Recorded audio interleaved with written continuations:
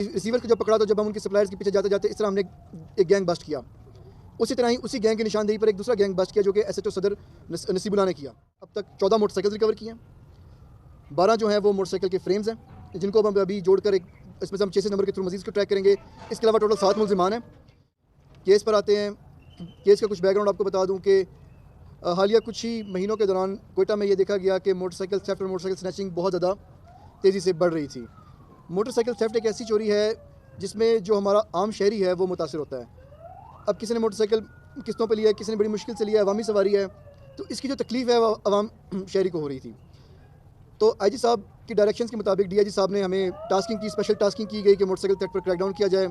اس میں ہمارا جو سب سے زیادہ افیکٹڈ ایریا تھا وہ صدر سرکل کا ایریا تھا جس کو شوکت جدون صاحب اس کے ایس ڈی پی او ہیں.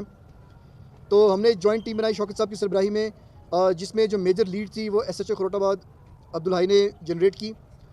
ریسیورز کے پیچھے ہم گئے. ہمارا اس میں ٹارگٹ یہ تھا کہ جو ریسیور جہاں سے یہ چیزیں بکتی ہیں ہم ان کے پیچھے گئے.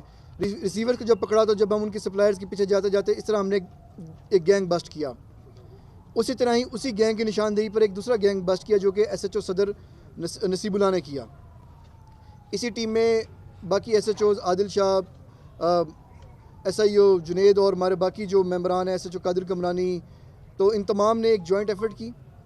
اس ایفرٹ کے نتیجے میں اگر میں آپ کو ٹوٹل بتاؤں تو ہم نے اب تک 14 موٹر سائیکل ریکور کی ہیں. 12 جو ہیں وہ موٹر سائیکل کے فریمز ہیں جن کو ہم ابھی جوڑ کر اس میں سے ہم 6 نمبر کے تھرو مزید کو ٹریک کریں گے. اس کے علاوہ ٹوٹل 7 ملزمان ہیں.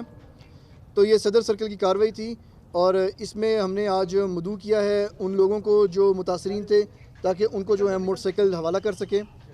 تو یہ ایک کارروائی تھی.